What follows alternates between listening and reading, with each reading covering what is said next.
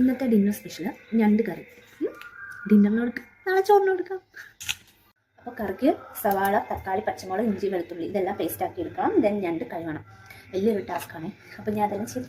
അങ്ങനെ ഞാൻ ഞണ്ടെല്ലാം കഴുകി വൃത്തിയാക്കിയിട്ട് സവാള എല്ലാം അരിഞ്ഞു. ഞണ്ട് കറിക്ക് ചപ്പാത്തിയാണ് രാത്രിയിലത്തേക്ക്.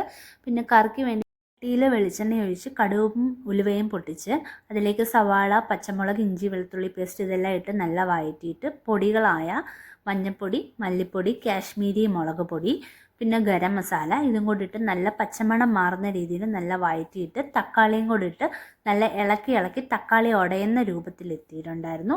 പിന്നെ ഞണ്ടും കൂടി ഇട്ട് ആ മസാലയും ഈ ഞണ്ടും കൂടെ പിടിക്കുന്ന രീതിയിൽ നല്ല ഇളക്കി.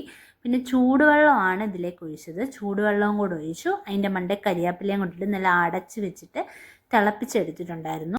അങ്ങനെ ഞണ്ടെല്ലാം വെന്തിട്ട് ഉപ്പും മുളകും നോക്കിയപ്പോൾ കുറച്ച് എരിവ് കുറവുണ്ടായിരുന്നു. അതിന് ഞാൻ കുറച്ച് കുരുമുളകും കൂടി ഇട്ടിട്ട് നല്ല ഇളക്കിയിട്ടിട്ട് ഹൈ ഫ്ലെയിമിൽ വെച്ചിട്ട് ഒന്ന് ഒരു വറ്റിച്ചെടുത്തു. ഒന്ന് ചാറ് വെള്ളമായിട്ടിരിക്കുന്ന ചാറൊന്ന് വറ്റിച്ചെടുത്തു. അങ്ങനെ നമ്മുടെ ഞണ്ട് കറി നല്ല ടേസ്റ്റി ആയിട്ട് വന്നിട്ടുണ്ട്.